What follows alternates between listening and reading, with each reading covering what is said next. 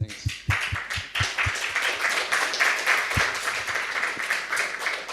Okay, hi everyone. Okay, so my name is J Janczyszyn. I'm a software engineer at 10Clouds, and today I'll talk about infrastructure as code, and especially there will be some examples with Terraform. So, what is the plan? So first, I'll do a small introduction to the whole concept of infrastructure as code, and like why would we use it?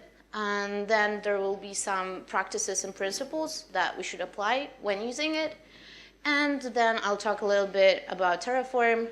And in the end, there will be a live demo with Terraform and a very, very simple Flask application just to show you how it works. Okay, so why should we care at all about infrastructure as code? Well, sure, you could, provision all your servers and manage everything manually. Well, you do it once, it's fine. Then you have to redo it later. Yeah, it's still fine. But when your infrastructure grows and you have like dozens of servers that you have to provision and deploy to, well, it's a mess. Not to mention if you are working on a bigger team and you have to make sure that everybody has the information they need. And also that, if somebody dies, then that all the knowledge doesn't go away. And, well, obviously it's faster because it's automized, so you don't have to do it manually. You can store it in version control to keep track of it. And, well, basically it makes people happy. It's also so that people don't get frustrated when they do something manually and, for example, some stuff changes and they have to remember all of that, also to redo it in all different servers and configurations and stuff. The other one where basically you don't have to care that one of your core people from infrastructure is going on holiday or something else might happen to him, like you never know. Because basically you have all the information to provision and manage your infrastructure kept safely and basically can be deployed by anyone. So you don't have to worry about that. And also when you automate everything, basically you can get fairly sure that when you deploy some new stuff, for example, new version of your program, that everything works smoothly because you had done it so many times already and it's all basically kept in code.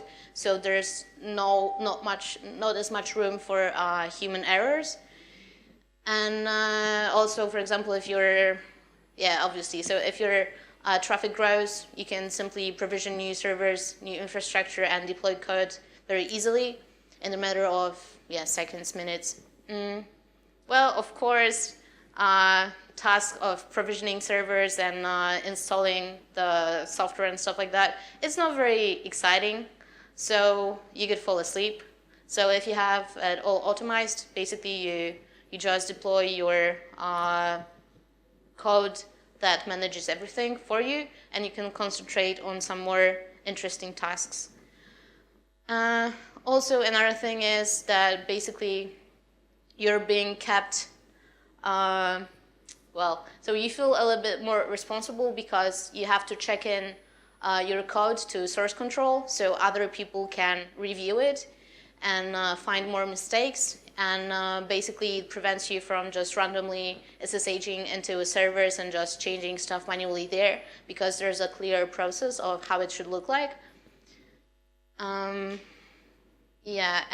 Basically you know what's going on your servers because it's, having it all defined in code saves you also all the trouble of having separate documentation about it, because if it's defined there, then it's like the perfect way because it's defined there, so you know exactly how it is, and you know how, the state of your infrastructure, basically the history of its changes. And you can reproduce it anytime with a new server. For example, if the old one, I don't know, something goes wrong with the hardware. So basically you can save yourself a lot of trouble.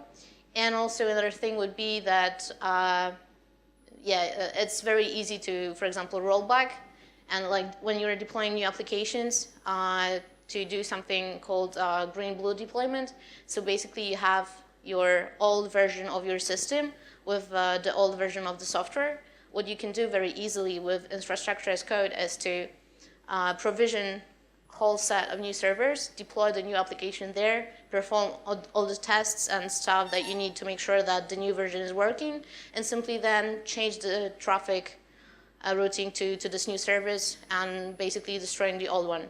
This also enables you to very easily do a rollback if actually the new server system does not work the way you expect it. So yeah, you avoid a lot of trouble. So basically, there are some principles about infrastructure as code, and also practices that help you maintain them. So what are they?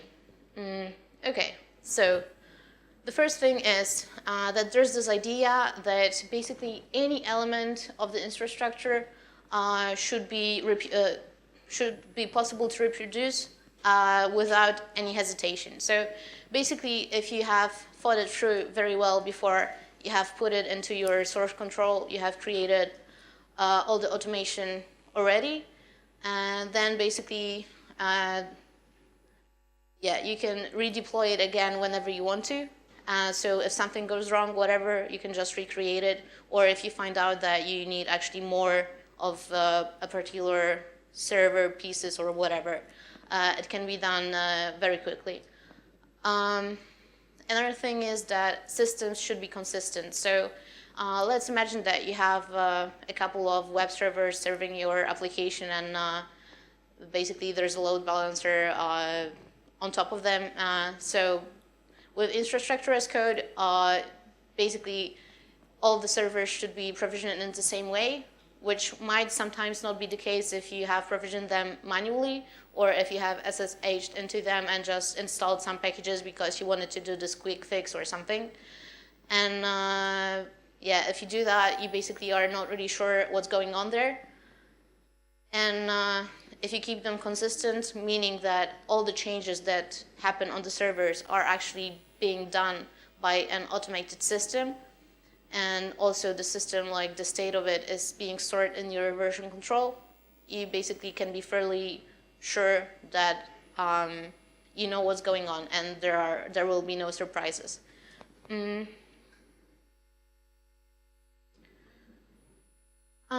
basically, coming to the point before, if you need to perform some tasks on your infrastructure, you should script it, put it into an automated script, and be able to do it, to perform them automatically by scripting, so that whenever you have, doesn't matter how many servers you have, you can just execute the command, or even better, have I don't know, like a Jenkins server or something like that perform the changes for you.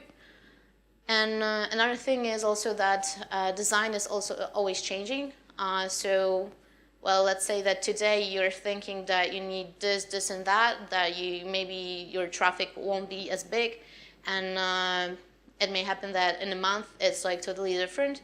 So if you have all the stuff automated, you can basically tweak some minor stuff and deploy something else that you need, but you don't have to go back and perform all the stuff from the beginning. And it gives you a lot of flexibility. Okay, so what are the practices of infrastructure as code? So we store the definition in text files that can be put into source control. I'm going to show you how it looks for Terraform. Basically having that, so storing your infrastructure definition and files lets you keep track of them in version control. So basically automatically you get the documentation and the history of the changes, and also you are sharing knowledge in your team. And this also lets you continuously test the system.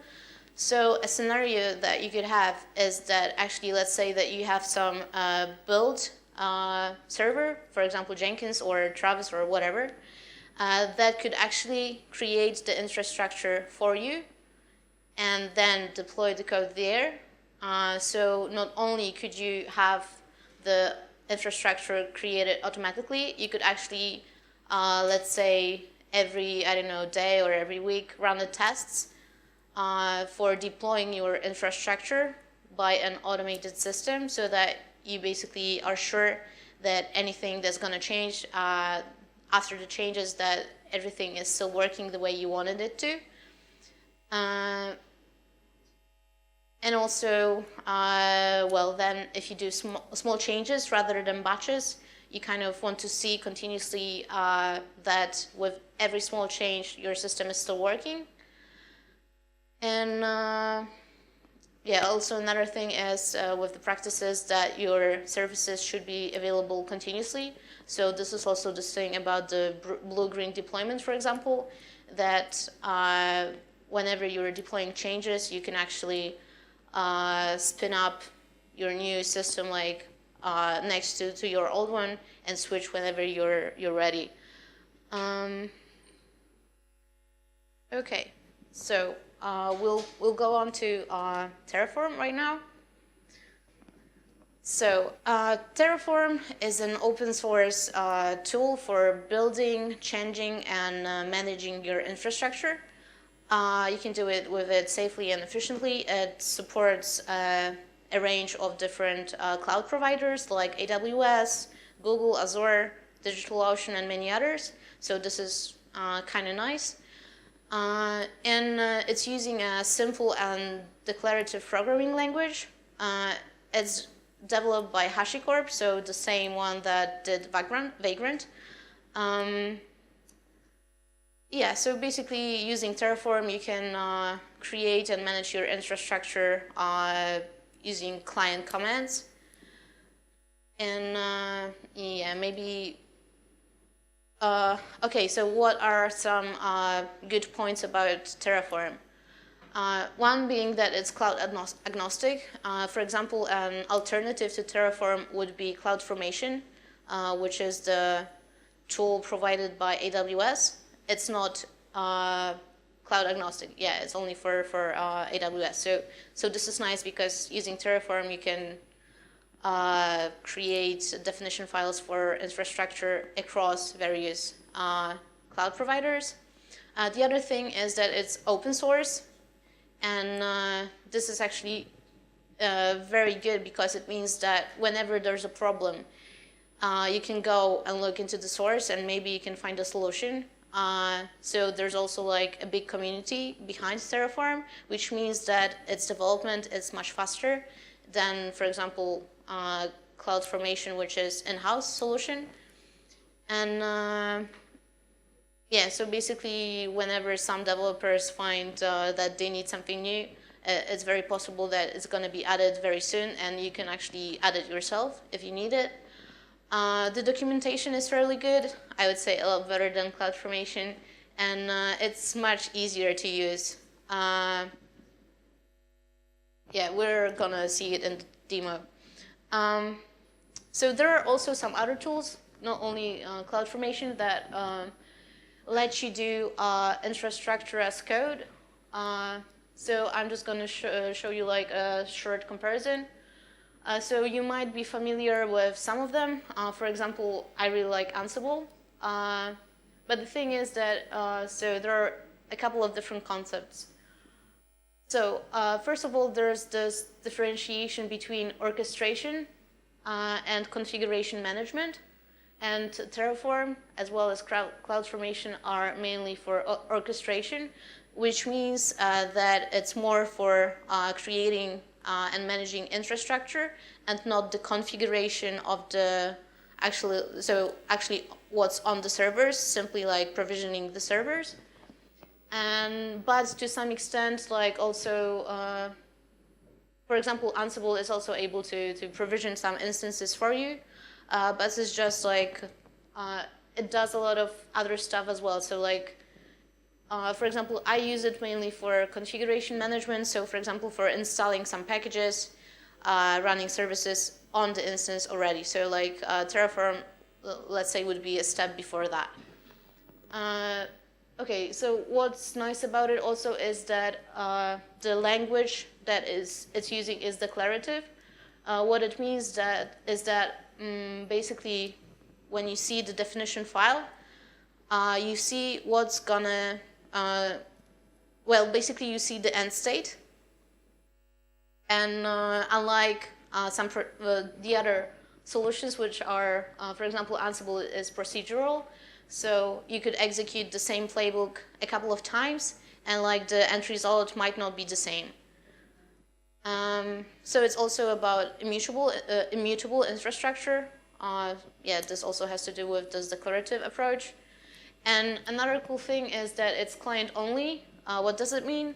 Well, unlike, for example, Chef, Puppet, and SaltStack, you don't need to have a server that runs this infrastructure setup from. So basically, you can just use command line, and everything will happen with your cloud providers. You don't have to provision extra and manage extra servers just to provision your infrastructure.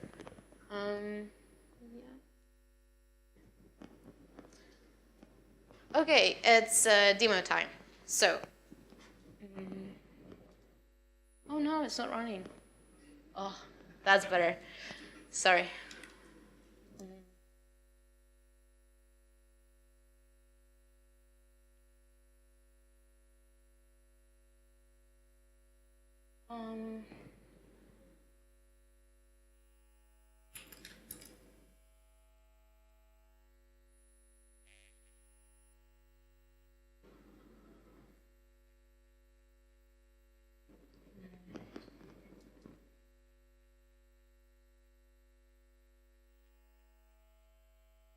Okay, so this is a sample Terraform, let's say, directory, and here inside we define what kind of services, infrastructure we want.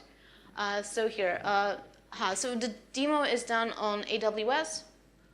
So the first part is actually setting up the configuration for our AWS account.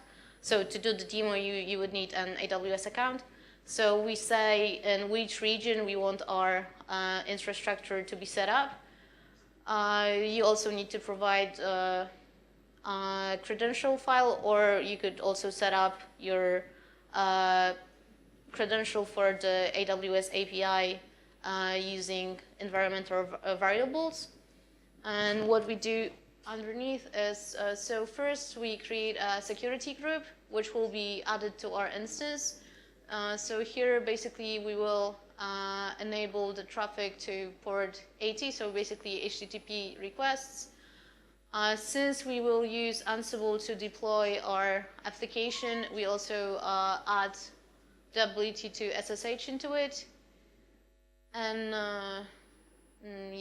we allow outbound connections. Also, because we need to SSH into the instance, we need to add a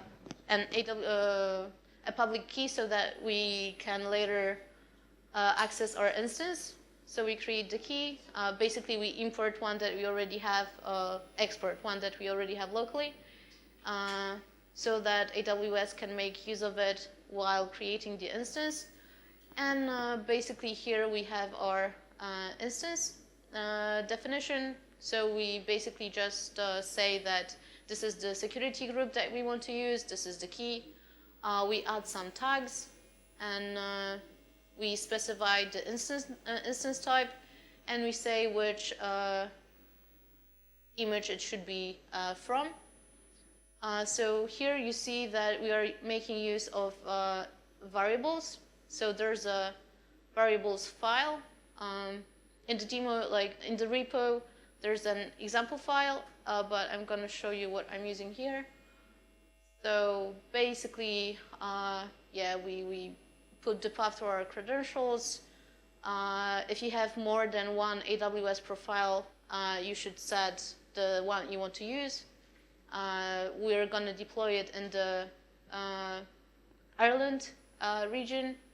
We want the smallest well, maybe not the smallest, but that's the instance that is actually part of the Amazon free tier. So if you are on the free plan, like for the first year, you don't have to pay for that instance. And here we'll simply have a map of the regions. So if you want to use another region for the image that is going to be used to spin our instance.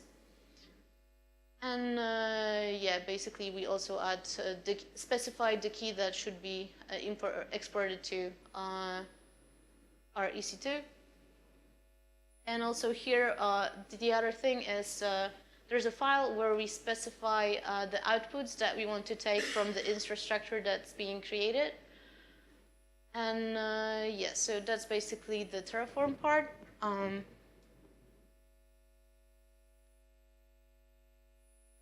Oh, so actually I ran the demo before, so let me just destroy what I did before. So, okay, so maybe...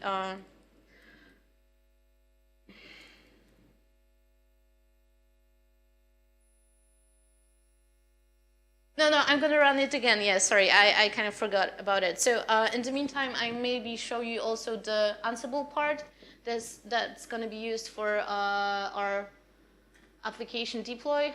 So the application in Flask, it's really, well, as simple as it gets. So it's only a... oops.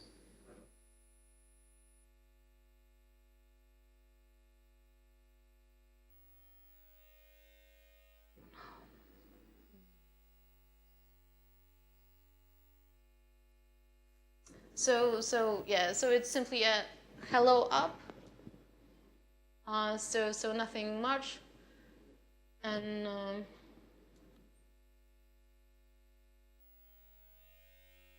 so for the demo, yeah, basically we install Nginx. Like, yeah, I think that's probably a little bit more than you need. But if you wanted to extend your app to do something more, you would already have Nginx serving it. And so we have our, that's our playbook, where we do some common stuff like creating the user for the web application and configuring Nginx, and then creating the app. And okay, let's see if our, okay, so we've destroyed everything. So now our should be empty. Okay, perfect. So with Terraform, you have a couple of cool things. Like, for example, when you have your files, you can see what it's planning to create for you. So let's run Terraform plan.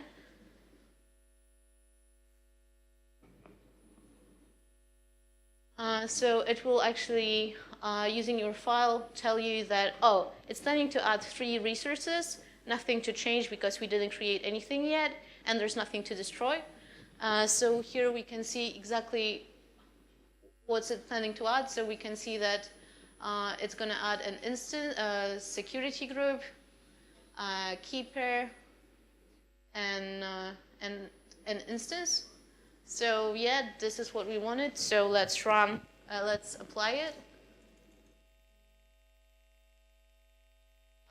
So Terraform apply is the command that you use when you want to create the infrastructure that you have defined. Yeah.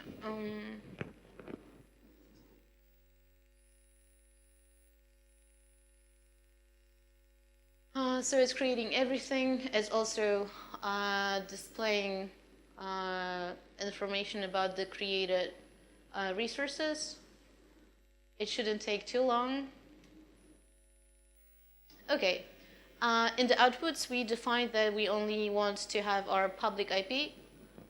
So that's the IP of our instance. So now we can use it to deploy our Ansible application.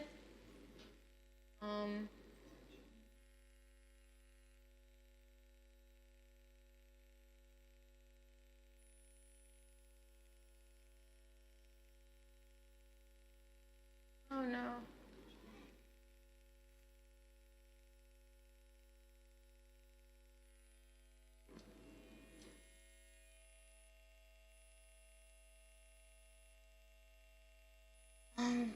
Yeah, it should be because it created all the stuff. Huh? Maybe ping it to check it. Yeah, I think it should be fine. Did you save that?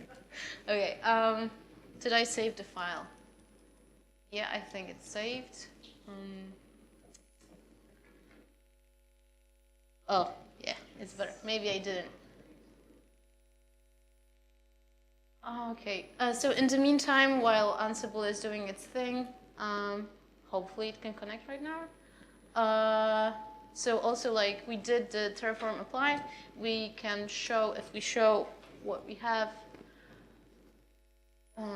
show.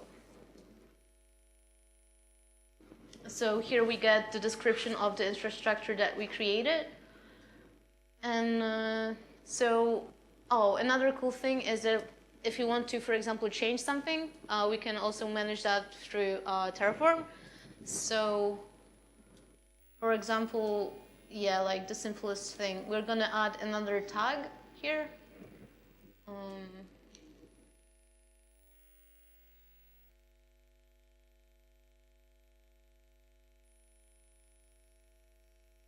And now we can see the plan. And it should say that it should want to update one resource. Okay, in the meantime, the deployment went fine. Yeah, this is just this one task if we actually have had an application running before, but we didn't. Okay, so here we have from the Terraform plan, we see that in the templates, we only changed one thing, so we added this tag. So it plans to change one resource. So we could actually go and do that, but I'm just gonna show you the our hello award. Oh, yeah, right.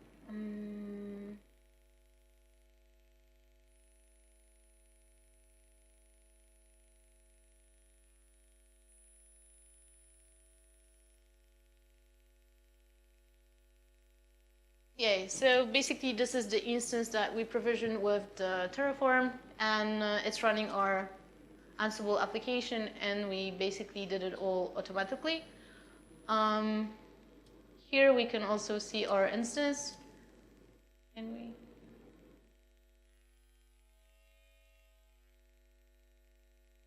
Yeah, so here we probably have like some old ones that have been terminated, and that's our current one.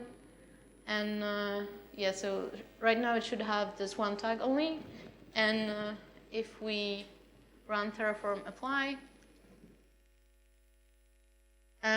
so it should only change so add the tag that we added as we've seen from the Terraform plan. Yeah, so we can see that it added the tag.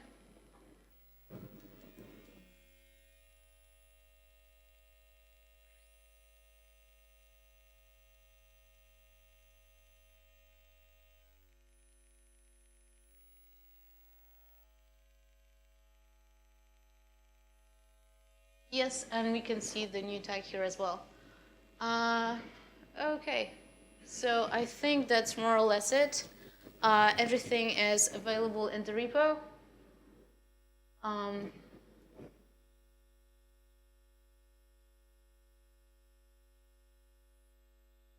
So here you have also, if you'd like to do it yourself, you have the instructions on how to do it.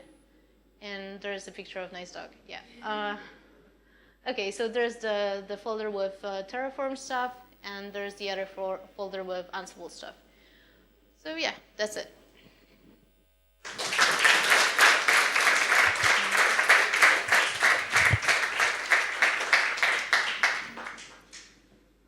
Thank you, Justina. Any questions?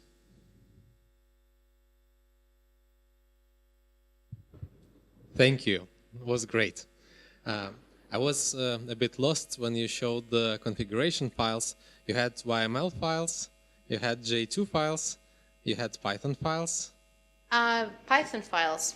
So probably like most of the... What question is what belongs to what? There is probably Ansible configuration, Terraform, and TF files, obviously. Okay, So what do we need to do to have minimal TF configuration? Are we talking about Terraform right now only? Okay, so for Terraform, you basically only need what's in the repo. So here you have basically 3 files. So you need to have the main file where you specify all your resources. You need the output file where you specify what you want to get from Terraform. And you need a variables file where you defined, well, all the variables.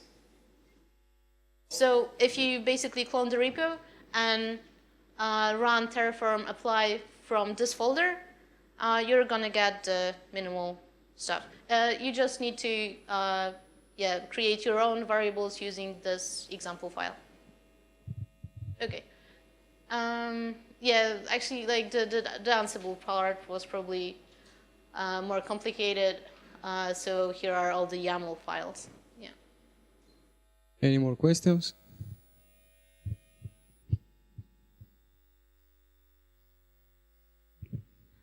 Thanks. How easy is it to use Terraform with something like CloudFormation or ECS? In comparison or in connection? Either. Okay, so in comparison. So I've done a lot of stuff with CloudFormation, and let me tell you that Terraform is a lot easier. So first of all, because of the documentation, I don't know why, but I don't find the AWS's documentation good at all. I think it's terrible. It's like the worst. It's very hard to find actually what you're looking for. Also, that's like the point about not being open source, whereas Terraform is. So let's say that you run into like an edge case or something like that, you can simply go into the source and like see why is this happening to me. And like with CloudFormation, you don't really know often. And also because like of the community, like I guess that it's gonna be much better also with the examples of how to do stuff. And yeah, so it's definitely much more approachable. And also, as far as code goes, so we could do actually like an actual comparison. So just to remind you how it looked like. So this is like how the definition files for Terraform look like, yeah. And let me just show you how the CloudFormation ones look like. So.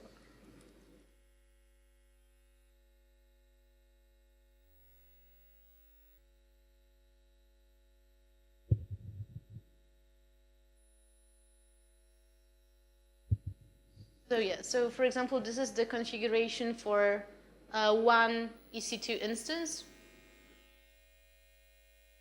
Well, it could be even worse because CloudFormation supports both JSON and YAML. So you can find actually a lot of templates and JSON, which are even more complicated. Okay, maybe this doesn't look as bad, but it kind of is. And yeah, like with the full stack connected with like different resources. So not only the EC2, for example, this is a stack that deploys also. I guess it's kind of quite lengthy, and I don't know. I find Terraform a lot more user-friendly, definitely. It's readable. Yeah, it's more readable. It's like basically like programming, right? It's yeah. Thank you. Any more questions? Hi. Hi. How can we use Terraform with Python? There is any way to run a deploy via Python or another programming language? I'm wondering, what do you mean exactly? How do you imagine this scenario? Like, what would you like to do? For example, if I have to test my infrastructure, I have to run a deploy with Python, for example. So you mean like the deployment of the application itself? Both the application and Okay. infrastructure. Okay, so basically Terraform, as I told in the beginning, it's mostly or basically rather about infrastructure and not the code. So what you could do is, for example, use Terraform to deploy your infrastructure, and then, for example, pair it with Ansible or maybe even better with Docker, so that together Terraform deploys your infrastructure. You have the state and everything, and then you use, for example, Docker to deploy your application onto infrastructure created by Terraform. So it's not really for deploying your application code. Maybe the question was, I am not sure, if Terraform has some API to manage Terraform via Python. To be honest, I don't know. No more questions. Okay, thank you very much, Justina. Good.